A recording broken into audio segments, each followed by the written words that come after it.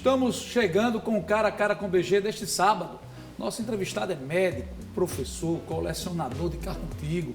Tem uma história belíssima. Vamos conversar com o médico Pedro Cavalcante. Pedro, satisfação recebê-lo aqui no Cara a Cara. Poxa, satisfação é minha, boa. Foi difícil trazê-lo, mas conseguimos. Mas estamos aqui para conversar sobre a vida que a gente constrói e que passa. Pedro, você nasceu na Rua Jundiaí, filho de Dona Titi, de seu Pedro. Foi para a Praia do Meio quando?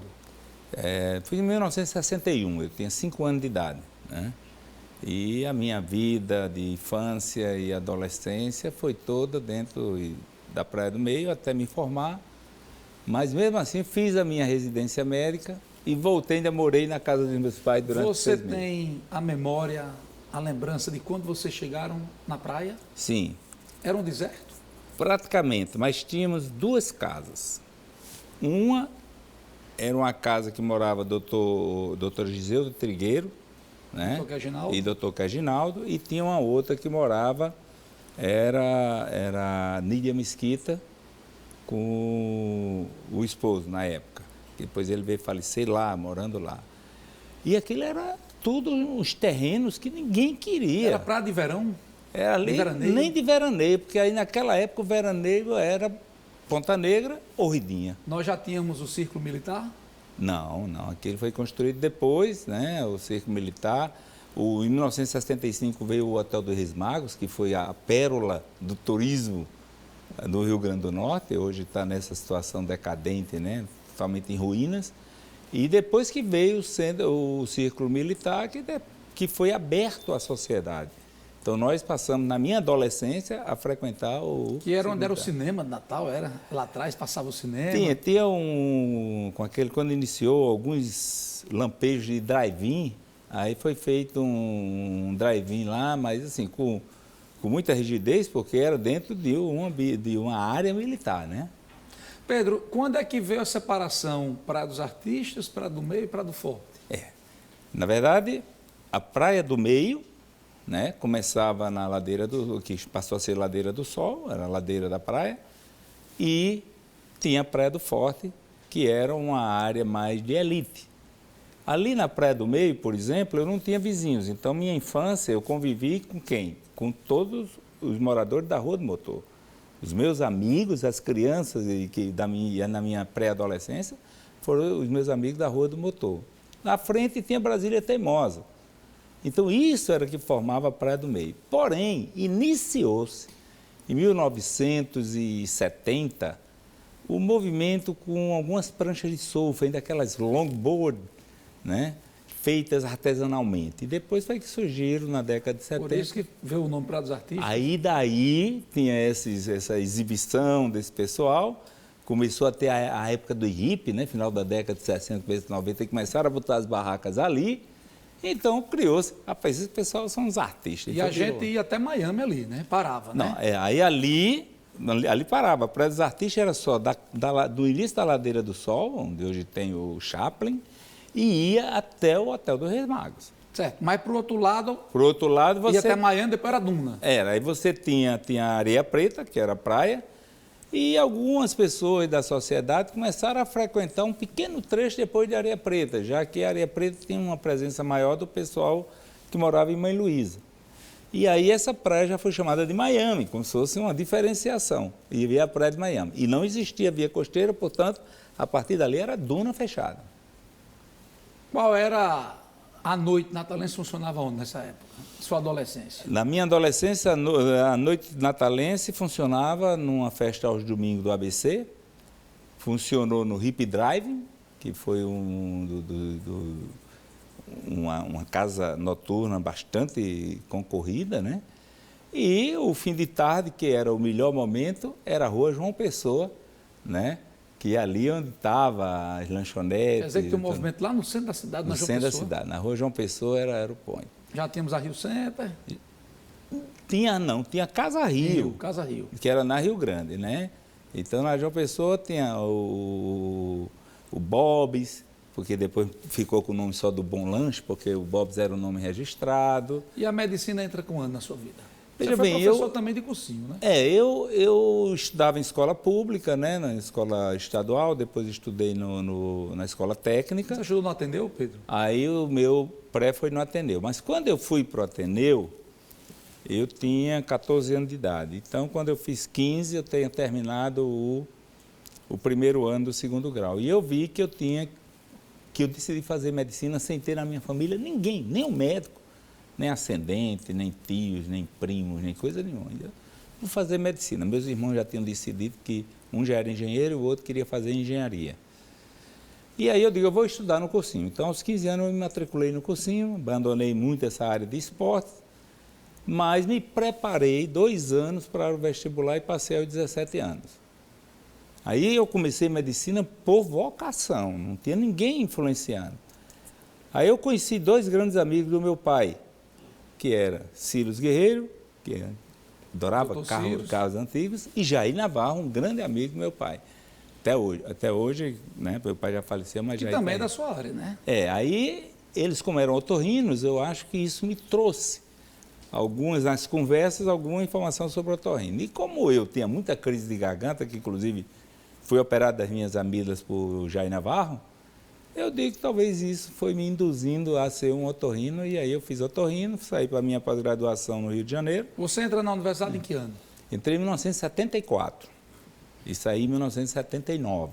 Quando você saiu, já foi fazer especialização no Rio? Direto, né? Viajei já no dia 1º de janeiro, ia me formar no final de dezembro, e aí fiz minha especialização, aí voltei, né, e já tinha vínculo com a universidade. Paralelamente à universidade, você dava aulas também? Dava. Eu fui professor de cursinho desde 1976, 77, 75, 76, e aí quando eu fui para o Rio de Janeiro, coincidentemente eu fui contratado como professor de uma faculdade de fonoaudiologia. Porque seus pais não tinham tantas posses, viviam na vida bem justinha. Você fazia como para se manter?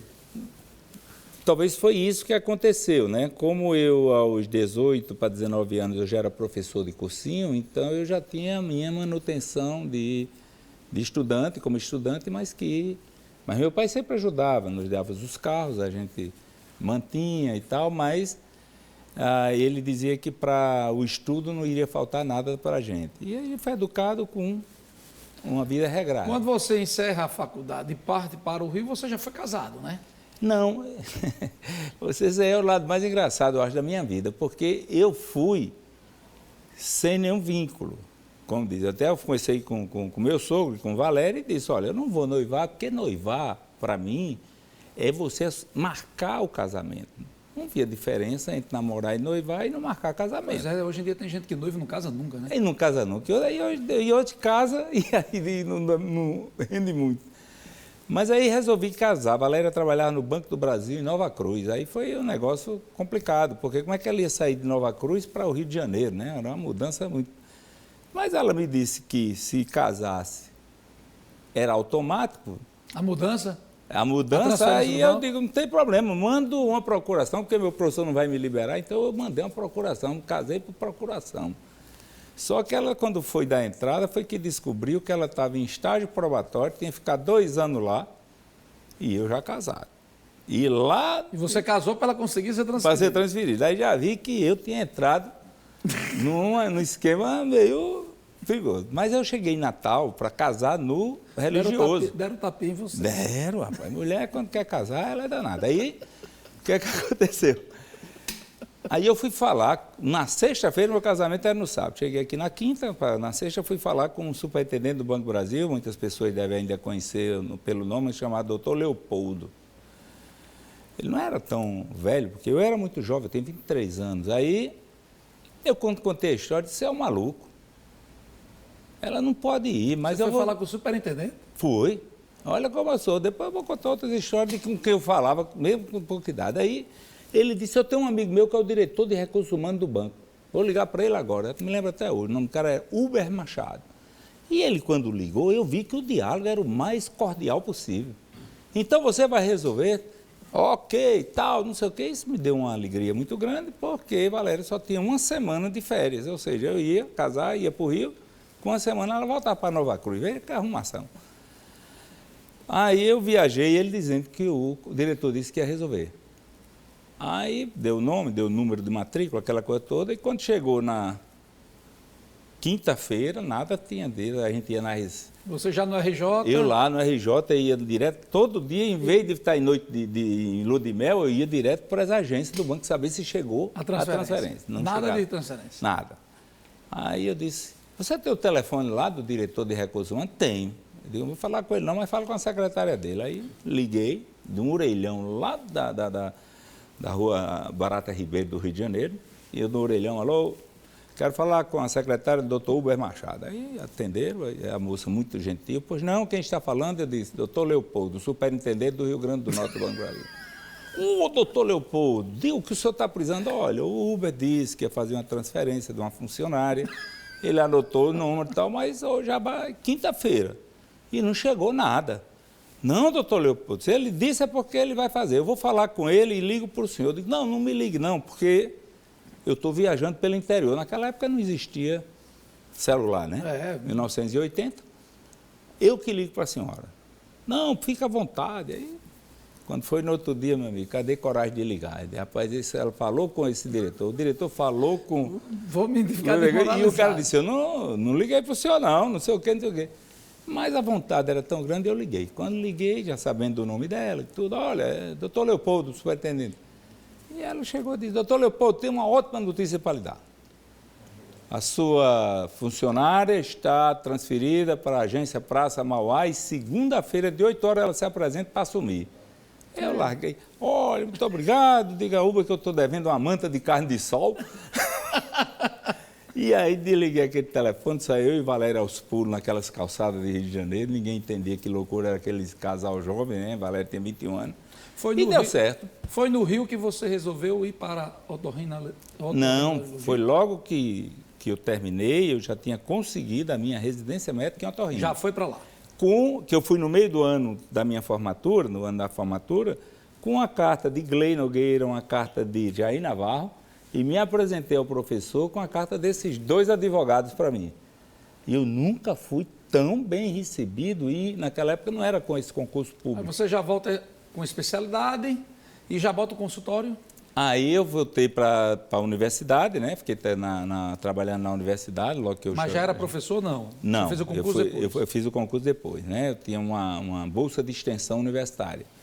E aí eu abri um consultório, o primeiro consultório, junto com o doutor Lauro Roberto, lá na Avenida Floriano Peixoto, até que em 1986 eu criei a Clínica Pedro Cavalcante. Eu tinha, na época, 30 anos de idade, com a proposta de ser uma clínica que ia desenvolver tanto a parte de ensino, como iria desenvolver também a parte hospitalar. E hoje a clínica tem 33 anos de existência. Pedro, mas você volta, abre seu consultório, depois cria a Clínica Pedro Cavalcante em 86, mas ao mesmo tempo você começou a ficar conhecido fora do Rio Grande do Norte na sua especialidade. Isso foi devido a quê? Aos relacionamentos? Exatamente. A vida é feita, Bruno, de relacionamento e conhecimento. Certo? Conhecimento tanto técnico como conhecimento de pessoas sociais. Eu lhe disse que ia dizer, por exemplo, eu tinha 15 anos de idade e me deram uma missão para escrever um trabalho sobre maconha. Eu, como era muito careta, eu não sabia nem por onde começar, porque naquela época, quando a gente queria fazer uma pesquisa, ou era na Barça ou na Enciclopédia Larousse. Não existia... Que eram as enciclopédias. Eram as enciclopédias. E não tinha muita coisa. Era caríssima.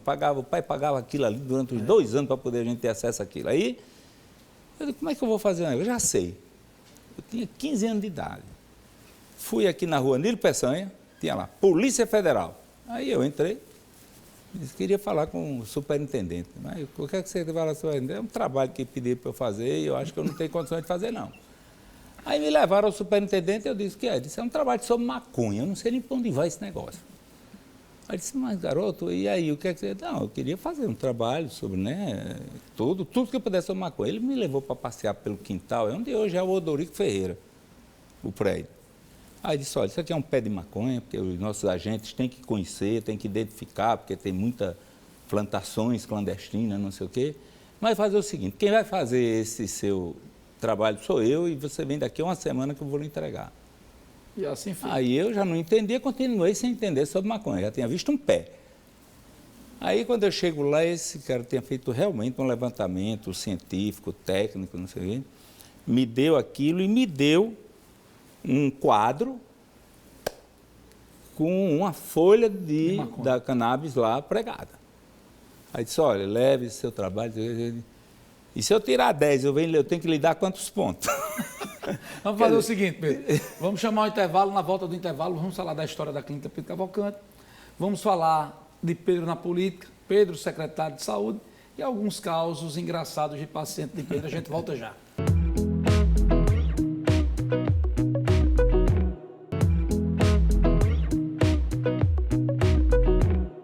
Estamos de volta no Cara a Cara deste sábado, conversando aqui com o grande Pedro Cavalcante. Pedro, a gente foi para o intervalo dizendo que na volta iríamos falar da história da clínica, 30 e tantos anos já, virou referência, da sua expertise e chegou a ser presidente da Sociedade Brasileira, com palestra no exterior, da sua passagem pela política como candidato e como secretário e de casos de paciente. Vamos começar pela questão da sua clínica. 30 e tantos anos, virou referência e você hoje não é mais médico, você hoje é um empreendedor. Porque além de você ter transformado sua clínica numa estrutura muito grande, você também veio ter um plano de saúde que o fez focar apenas na administração da clínica, não é isso? Na verdade é assim, a clínica começou como uma homenagem ao meu pai, né? Porque a clínica é Clínica Pedro Cavalcante, né? Doutor Pedro Cavalcante. E meu nome sempre foi colocado em todos os meus impressos, Pedro Cavalcante Filho. Meu pai não era médico, meu pai era um homem de estudos, né, de primários e tal. Mas assim, o que foi a ideia da clínica, era uma ideia que eu tinha, que ela tinha que crescer, eu estava começando sozinho e ela precisava crescer. Para isso eu já frequentava os congressos, né, que tinha no Brasil e comecei a apresentar trabalhos, fazer parte de discussões. E quando foi em 1985, eu fui convidado pela primeira vez para participar de um congresso brasileiro. Eu, recém-formado, porque eu tenho chegado em 82, e eu comecei a falar, e quando foi em 1990, recebi o primeiro convite internacional, foi para o Chile, e depois vieram aí mais de 10 países. Quantas palestras no exterior, Pedro? Eu fiz palestra em mais de 10 países. E como teve países como o Peru, que eu fui 4, 5 vezes, e quando eu ia no México, ia na Argentina, na Colômbia, eu às vezes dava 2, 3 palestras, porque você chama um convidado estrangeiro, você não quer ver meia hora dele, quer mais tempo. Então, eu acredito que foram mais de 30 palestras. Você chegou a ser presidente da Sociedade Brasileira, não é isso? Aí com assim, esse jeito de relacionamento, de ideias e tal, eu comecei a fazer a política associativa. Né? Essa política associativa é discutir os caminhos do futuro, o que é que a gente acha melhor. E daí eu cheguei a presidente da Sociedade Brasileira de Rinologia, fui o presidente fundador, em 1988, da Sociedade Norte e Nordeste de Otorrinolaringologia, que não existia, né, representar toda a região, e cheguei também a presidente da Sociedade Ibero-Latina-Americana de Otorrinolaringologia, apesar de também ter tido cargos importantes na Associação Pan-Americana de Otorrinolaringologia, né, que é a que faz todos os países americanos. Aliás, você conseguiu trazer para Natal, talvez seja junto com o caso, 2 congressos de otorrino para cá, imensos, né? Só tem na história da otorrino, né, que é uma história de quase 60 anos, 70 anos, 2 médicos que foram presidente de 2 congressos brasileiros. Foi o Dr. Nelson Caldas, um grande amigo já falecido de Pernambuco, e eu aqui em Natal. Né? Mas aí não tem nenhum outro que ter. Por quê? Porque são tantos e tudo, mas Natal, das 2 vezes que nós propomos, Natal, eu fui o presidente. E agora Natal já está com um novo congresso, não mais eu estou da frente, mas em 2021 nós vamos para um 3º Congresso Brasileiro de Otorrinolaringologia. Pedro, e como é que você chega e se torna secretário de Saúde do Estado do Rio Grande do Norte? Foi uma surpresa. Eu tinha na época 41 anos de idade e eu estava já com minha família toda preparada para fazer um intercâmbio cultural para eles e para mim um intercâmbio técnico na área do otorrino. Aliás, você morou 6 meses fora com toda a sua família. Foi, né? Aí eu estava tudo certo já para eu ir quando recebi o convite. E foi no primeiro governo Garibaldi, fiquei realmente em dúvida, aquela coisa, mas terminei vendo que era uma oportunidade de, além de conhecer a máquina pública, porque eu sempre fui servidor público, mas lá na ponta, nos ambulatórios do IPE e da universidade, do Onofre Lopes. E aí era de eu conhecer essa estrutura e dar a minha colaboração, apenas com o espírito Você foi público. 2 anos secretário? Foi, 97, 98. E nessa época, como a gente é jovem, a gente tem tempo para tudo. E eu era filiado a partido, porque Valéria tinha uma atividade política e, claro, quando vai fazer ali o diretório numa cidade do interior, bota as pessoas no diretório. Aí você foi candidato a vice-prefeito em Santo Antônio. Foi, até isso ela fez. Eu pensava que eu não estava afiliado, eu estava afiliado e tudo. Me filiaram sem saber? Foi. Aí quando ela disse, olha, eu vou ser candidato a vice-prefeito e vou botar uma pessoa para ser candidata, a gente vê um potencial candidato para vereadora. Eu vou botar seu nome, olha, como eu não era afiliado, pode botar. Quando botou meu nome, aí veio o dia dado uma convenção, disse, você é o candidato, mas eu não sou nem filiado. Está aqui o papel, você assinou há 2 anos. E nessa época foi para um partido aliado do governador e esse partido teve o direito de indicar um secretário de saúde. Quando foi lá na lista dos filiados, acharam o meu nome e recomendaram. Mas perdeu, foi um desastre. Parecia que ia ganhar e não ganhou. Rapaz, era interessante como a política é uma coisa dinâmica. Eu ia no sábado, todo mundo queria votar no meu candidato, né? Porque o candidato não era eu era vice-candidato a vice. Mas de domingo a sexta-feira, o cara desmanchava tudo e ia todo mundo votar no outro candidato. Eu digo, que negócio difícil danado, eu não vou vir para cá para ficar fazendo política todo dia. Porque depois de tantos anos você volta, você recebe um convite e volta a ser secretário de saúde já noutra época, 20 anos depois? Tinha tudo para não ser. Até porque eu tinha saído de um tratamento, né? Tinha terminado um tratamento de um câncer. E eu digo, eu não vou mais me meter com nada, nem na própria clínica, eu vou começar a passar para os meus filhos e tal. Mas a gente, quando vai dormir, Bruno, aí diz, será que isso é um chamado? Será que eu posso ajudar alguém? Será que eu posso fazer uma política diferente para a acessibilidade ao paciente com câncer? E aí isso roda na cabeça a noite todinha. E será que eu fui agraciado com um tratamento vitorioso contra o câncer e agora eu dou as costas às pessoas que estão?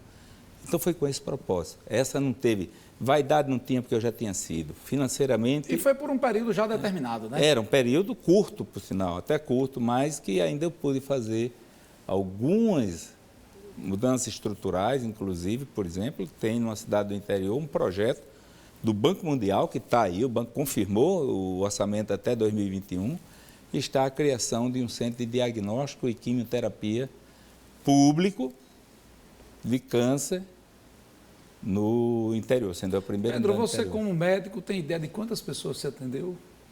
Atendeu, não, eu tenho uma ideia de em torno de 14 mil cirurgias em 40 anos de profissão, e atendeu, acho que é um número que extrapola muito. Pode ter passado de 100 mil, 120 10 vezes. mil. Se você fez 14 mil cirurgias, a clínica atende quantas pessoas por mês? A clínica atende de otorrino 7 mil pessoas por mês. Agora não é mais uma clínica só, são 7 clínicas. Você hoje tem clínicas fora do Natal? Tem, Caicó, Mossoró, Parnamirim. Sempre com parceiros? São sócios. Como eu criei a residência... Você foi a primeira residência também, né? A primeira residência do Rio Grande do Norte em otorrino, então eu já formei mais de 50 profissionais. Uns 25, vamos dizer, de fora da cidade e 25 aqui. Desses 25, 21 trabalham comigo, porque outros são filhos de médico, de colegas, esposas e tal. Pedro, como foi a história de que o cara ligou para você logo cedo, ao amanhecer, e disse, doutor Pedro, me socorro, me acude, que minha mulher acordou moca. Moca não, ele ligou muito cedo, morava no meu prédio. Pedro, você está em casa? Olha, porque minha mulher amanheceu sem voz. Não está falando nada. O que é que eu faço? Eu disse, não faça nada. Deixa ela 1 mês sem falar, que você vai ver o que é a felicidade. Não, rapaz, não, se quiser que ela volte a falar hoje de tarde, eu sou capaz de fazer o máximo para ela falar. Agora, se você achar que o silêncio dela vai ser muito bom para você... Vou declinar o nome, mas morava comigo lá no prédio. Onde é que entra os carros antigos na sua vida, já que você também foi presidente da Associação dos Carros Antigos do Rio Grande do Norte, também trouxe o maior evento de carros antigos aqui para o estado, sendo presidente do clube, né? Onde é que entra? Entra, tudo na minha vida você tem uma partezinha no meio. Eu? Na política você era comigo, ia até o interior no fim de semana, com sistema de som, com tudo. Nos carros antigos foi você que me ajudou a organizar os grandes encontros, né? E isso me marcou muito. Mas assim, meu pai... Nos congressos, no congresso? O Congresso Brasileiro, você participou diretamente na organização. Então foi um prazer enorme eu me lembrar de tudo isso. Agora, meu pai, em 1968, adquiriu um carro chamado um Ford 1928. E esse Ford ficou sendo assim o xodó da família. Esse carro passeava todo fim de semana, minha irmã, com as amigas dela da escola doméstica, né, saía nesse carro, um Ford 28. Aqueles Fubica, né? Era as Fubicazinhas, e uma série de carros, de gente atrás dessas meninas da escola doméstica atrás, fazendo um verdadeiro curso. Mas aí a gente tinha esse modelo. E quando eu fiz 50 anos de idade, que você organizou a minha festa, que foi uma festa surpresa, aí eu disse que eu tinha que arranjar um hobby, porque... Só trabalhava?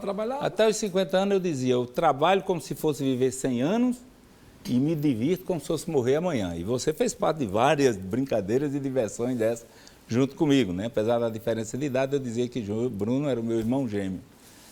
Mas aí eu disse, eu vou arranjar um hobby. Como já existia um Ford 28, existia uma moto Harley Davidson, 75, papai, eu gosto de carro. Você tinha uma paixão por Maverick, né? Tinha uma paixão por Maverick, meu pai chegou a dar um Maverick a mim no final do meu curso médico, só que era um Maverick 6 cilindros. Que para você é o maior carro já feito no Brasil, né?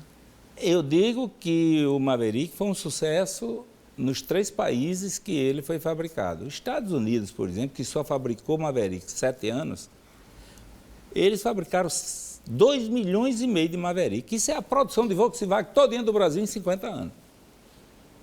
Né? Em 40 anos, porque foi em 96 que parou. Então você vê como o Maverick foi um carro também muito bem aceito nos Estados Unidos. Quando veio para cá e veio com aquele motor V8, com a mecânica toda do Mustang, esse carro encantou todo mundo. E a gente que era jovem, com espírito esportista, fastback, ou seja, frente longa, traseira curta, aí meu sonho era ter um Maverick V8. Aí eu digo, eu vou comprar um.